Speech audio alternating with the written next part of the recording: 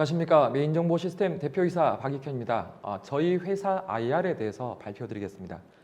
저희 회사는 모바일 기기를 어떻게 하면 차량에 탑재할까, 어떻게 하면 융복합을 할까라는 것을 연구 개발하는 업체입니다. 홀로그램 기술을 써서 융복합을 하고요. 모션 센서 기술을 써서 융복합을 구현합니다.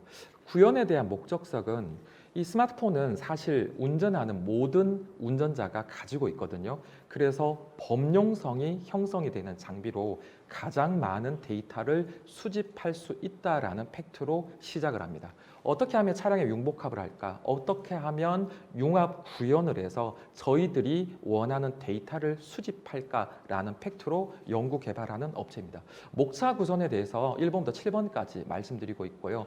업체가 먼저 이론적으로 물리학 개념에서 시작하는 이론의 근거는 아인슈타인의 상대성 이론 원리에서 시작을 합니다. 아인슈타인의 상대성 이론 원리는 달리는 자동차에서 글래스에 맞닥뜨리는 세상은 2차원적으로 종속을 잡니다. 저희가 살아가는 세상은 3차원이거든요. 차문을 열고 세상에 나오게 되면 세상은 걸어 다닐 수 있는 3차원입니다. 하지만 차 안에서 앞쪽으로 진입하는 직진을 해서 느끼는 회전을 해서 느끼는 공간은 글래스에 맞닥뜨리는 2차원의 종속이 됩니다. 이 2차원과 3차원의 차이를 극복하기 위해서 룸밀러도 나오고 백밀러도 나왔다라고 생각을 합니다.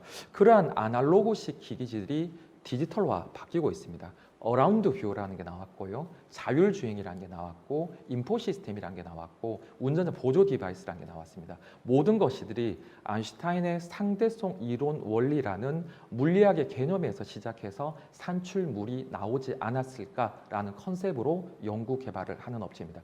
컨셉 자체가 물리학에서 시작하다 보니 한 가지 특징이 있습니다.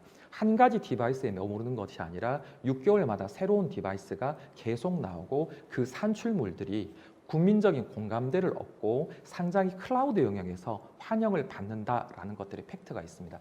저희는 2014년도에 업체가 처음 법인이 설립이 됐고요. 현재 7년 정도 업무를 하고 있는 연구 개발을 많이 하고 있는 업체입니다.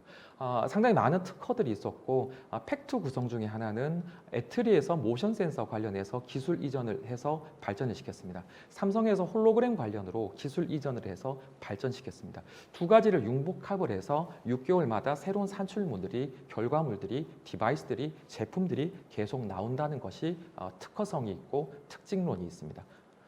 저희들 제품 자체는 국민 누구나 사용하는, 그리고 모션과 홀로그램을 이용해서 국민 누구나 유용하게 쓰는, 국민 누구나 쓸 수 있는 가격이 저렴한, 그리고 튜닝 시장에서 쓸 수 있는, 애프터 시장에서 쓸 수 있는, 물론 자동차의 전형적인 메이저 업체까지 거부하지 않는 포괄적인 범위, 범용성에 대한 특징론들이 있습니다. 저희들이 산출물로 시작한 것은 홀로랩 M10부터 시작을 해서 현재 M30까지 연구 개발을 완료를 했고 시장에 출시되기 예정하고 있는 제품은 M40까지 있습니다. 특허성에 대한 부분은 사실 M80까지 있지만 제품이 출시되는 시기는 국제적인 로드맵, 북미 간의 자동차 영역에 대한 규정, 표준화에 대한 영역과 손발을 맞추어서 너무 빨리 제품이 나와도 시장에 파급되지 않고 너무 늦게 나와도 시장에 적용되지 않는다라고 보고 있습니다. 사실 현재 적용되는 대부분의 방식들은 자율주행에서 레벨 2와 레벨 3 단계가 있습니다. 저희가 만약 레벨 5에 대한 제품이 특허성이 있어서 만들어낸다면 시제품에 머무르거든요. 그래서 저희는 2, 3 단계에서 어떤 것들이 시장에 먹힐까를 연구 분석을 해서 적층식으로 제품을 만들어낸다라는 것이 스텝 바이 스텝이라는 게 특징이 있습니다. 현재 회사의 매출 규모는 먹힐 수 있는 제품을 만들기에 3배 연속적으로 계속 3배씩 상승을 하고 있다라고 보시면 됩니다. 직원 숫자도 저 혼자 시작한 업체가 지금은 상당히 많은 직원 숫자가 늘어난 상태이고 최근 2016년대에는 클라우드 펀딩에서 1주 만에 1억 정도를 모금했던 이력까지 가지고 있습니다. 저희들 제품은 심플하면서도 자동차 튜닝 소스에 적응한 제품이 있고 홀로네비 M10 제품은 2016년도, 17년도 당시에 클라우딩 펀드에서 1위 정도로 1주 만에 모금에 성공한 적이 있습니다. M15 제품은 현재 시중에서 운전자 영역 보조 디바이스로 시장 형성이 많이 돼 있는 제품이고 M20 제품은 넥스트 제너레이션 다음 회차 정도의 양산을 하기 위해 준비하고 있는 제품입니다. 저희들 모든 제품은 한 가지 특징이 있는데 운전자 주행 보조 디바이스로 끝나는 것이 아니라 차량 모두에 이런 스마트폰을 탑재해서 범용성 기기로 국토부가 정의하는 사실 2,500만 대 정도의 국내 차량들이 있습니다. 이 많은 차량들에서 얼마나 순식간에 얼마나 급진적으로 얼마나 많은 데이터를 수집하느냐라는 영역이 있습니다. 많은 데이터를 수집하는 것이 산업에서 가장 부각되는 이슈 중에 하나는 현재 미중 간의 무역 분쟁이라는 것이 있습니다. 또는 무역 전쟁이라고도 얘기를 하는데요.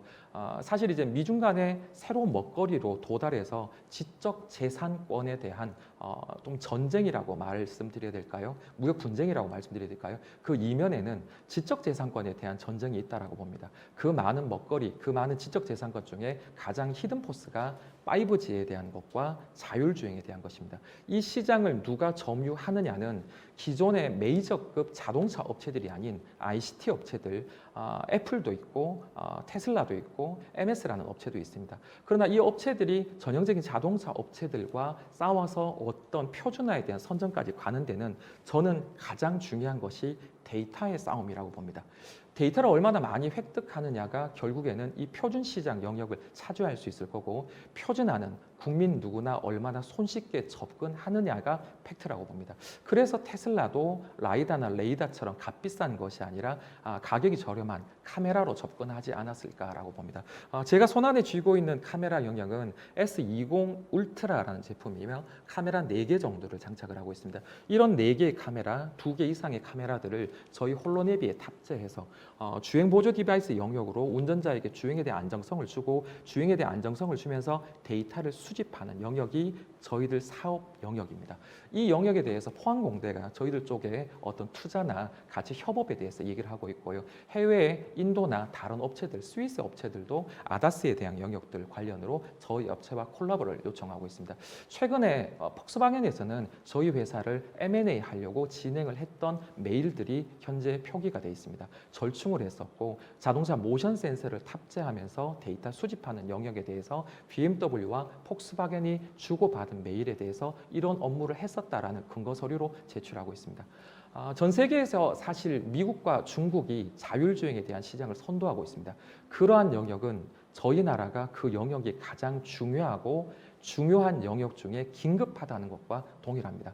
어떤 정부 부처에서도 예산을 많이 집행하고 있는 것이 미래자동차라는 영역이지만 미래자동차 영역에서도 현재 자율주행에 대한 센서라는 부분이 중요한지 자율주행의 라이다라는 부분이 중요한지 물론 그 영역도 다 중요합니다. 그러나 저희는 더 강조드릴 것은 센서나 라이다와 인공지능과 딥러닝이 준비되어 있는 상황이라면 데이터 수집 영역이 지금의 단계에서는 지금의 레벨 2와 레벨 3 단계가 강조되는 단계에서는 더 중요하지 않을까라는 것이 제가 말씀드리고 싶은 영역입니다. 저희 근거에 대해서 최근에 2달 전에 테슬라의 앨런 머스크가 방송에 출연해서 유튜브에 적응을 해서 이런 영역을 했습니다. 왜 전 세계에 있는 자율주행차 업체들이 쉽게 자율주행으로 시장에 진입해서 매출이 나지 않을까? 왜 자율주행이 일상생활에 많이 적용되지 않고 사고가 발생하고 문제가 생길까? 이런 얘기를 했습니다.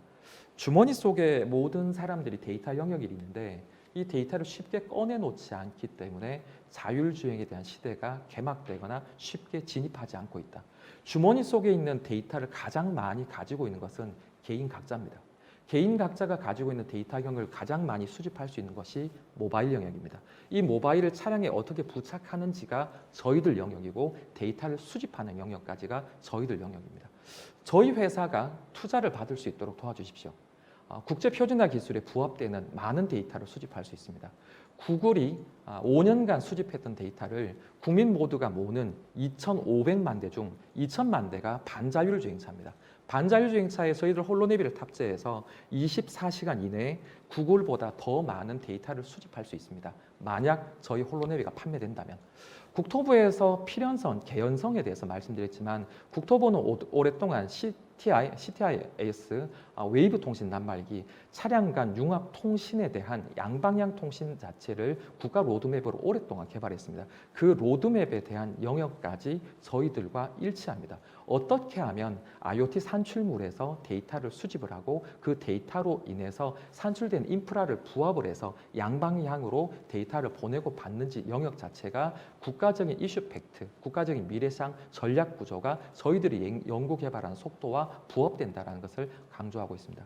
차량 관련으로 돈이 되는 시장, 자율주행차 시장은 전 세계에서 200조 시장이라고 얘기를 합니다.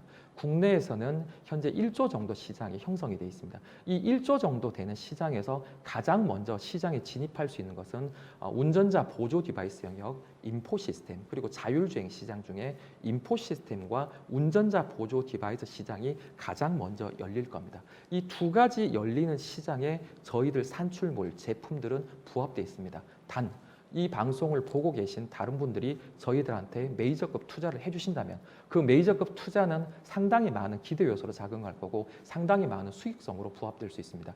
자율주행 업체들이 대부분 어렵습니다. 열심히 연구 개발하고 없어지는 업체들도 있습니다.